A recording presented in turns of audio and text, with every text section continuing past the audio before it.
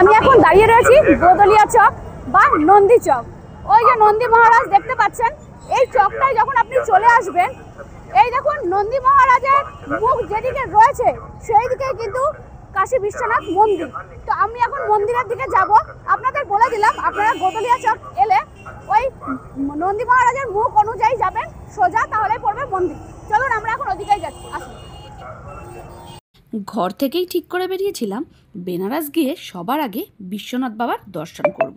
সেই মতো এখন চললাম বাবার দর্শন করতে, পরে বাকি সব কিছু এক্সপ্লোর করা যাবে। এখন বাজে বিকেল 4টে। ভোর 4টে থেকে বাবার দর্শন শুরু হয়ে যায়। প্রচুর লাইনও পড়ে। কেন লাইন পড়বেই না বলুন? এই কাশী বিশ্বনাথ দর্শন করলে নাকি বাকি 11টা জ্যোতির্লিঙ্গের দর্শন হয়ে যায়। তবে আপনারা কখন লাইনে দাঁড়িয়েছিলেন আর কতক্ষণ সময় লেগেছিল পুজো দিতে, সেটা কিন্তু কমেন্টস করে জানাতে একদম ভুলবেন না। ওহো, কমেন্টসের কথা বলতে মনে পড়ে গেল, আমার আগের ভিডিও যারা কমেন্টস করেছিলেন তারা হলেন দুর্গাপুর থেকে প্রদীপ মুখার্জি, বাংলাদেশের নাটোর থেকে প্রদীপ সরকার, আসানসোল থেকে সুলতা ভদ্রদাম, সাউথ কলকাতা থেকে অরুণা দে। আপনাদের জানাই অসংখ্য ধন্যবাদ। আর পার্সেন্ট 300-400 এরকম নেয়। ওই যে বললাম, সব কিছু বার্গেনিংয়ের উপর ডিপেন্ড করছে আর কি, আপনি কতটা ভালো বার্গেন করতে পারবেন। তবে গোদলিয়া চক থেকে যারা হাঁটতে পারেন না মন্দিরের জন্য, দর্শনের জন্য, তারা কিন্তু হুইল চেয়ারের ব্যবস্থা এখানে অ্যাভেলেবেল আছে, পেয়ে যাবেন। আমি এখন এসে গেছি মন্দিরে। মন্দিরের 4 নম্বর গেট দিয়ে ঢুকছি, নিচে যাব, নিচ দিয়ে মন্দিরে যাব। আর মোবাইল কিন্তু ফোন অনেকটাই 4 নম্বর গেট দিয়ে ঢুকলে আপনি অনেকটা পর্যন্ত যেতে পারবেন। তারপরে একটা সময় কিন্তু জমা করতেই হবে, গর্ভগৃহে তো আমি দর্শন করাতে পারবো না। আর 2 নম্বর গেট দিয়ে ঢুকলে কিন্তু একদম মুখেই লকারে ফোন আপনাকে জমা করে দিতে হবে। 4 নম্বর গেট দিয়ে ঢুকলে কিছুটা যেতে পারবেন। আসুন। ও বাবা গো,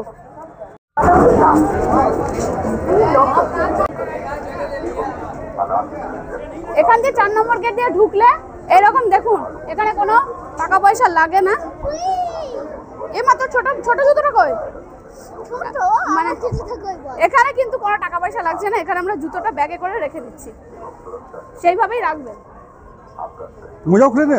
হ্যাঁ, মোজা খোলা যাবে না। থাক, ও তো মোজা নেই, মোজা খোলা যাবে না, ঠান্ডা লাগবে। যা হচ্ছে ভিজছে ভিজুক গিয়ে। খুব সুন্দর দর্শন করে এলাম। ভেতরে তো ক্যামেরা এলানো জানেনি, তো খুব ভালো দর্শন করে এখন বাইরে বেরিয়ে এখানে বসার জায়গা রয়েছে, একটু বসলাম। যেখানে ব্যাগটাগুলো রেখেছিলাম আর কি, ওখান থেকে লকার থেকে নিলাম। খুব ভালো শান্তি করে, একদম লাইন ছিল না। মানে আমি কিন্তু সুগম দর্শনে যাইনি, মানে ভিআইপি লাইন যেটা টাকা দিয়ে দর্শন, সেখানে আমি যাইনি। আমি এমনি লাইনেই দাঁড়িয়েছিলাম। এত স্মুথ, এত তাড়াতাড়ি পুজো দিয়েছি। সবই ভোলেনাথের ইচ্ছে আছে, তাই জন্যই বোধ হয় ভীষণ তাড়াতাড়ি পুজো দিতে পেরেছি। 4 নম্বর হনুমানগুলো যা করছে না, পায়ের কাছ দিয়ে চলে গেছে, আমি না বুঝতে পারিনি, যেখান সেখান দিয়ে চলে আছে।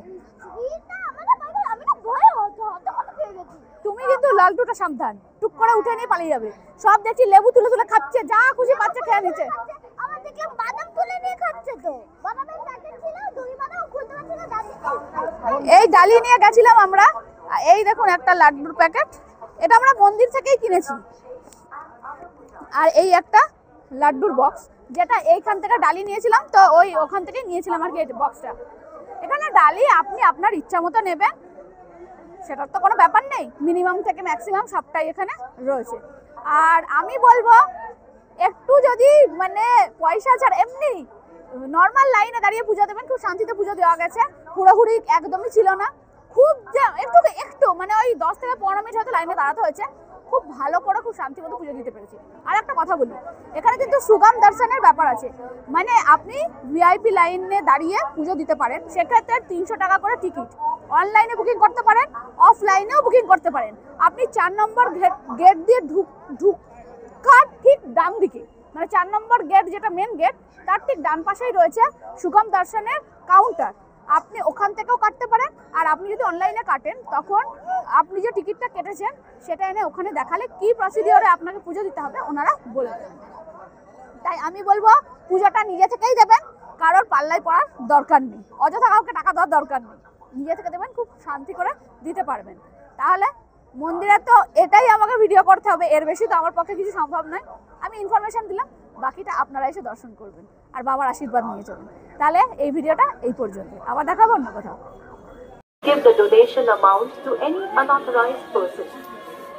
is a humble request to all the devotees to cooperate in keeping the temple premises clean and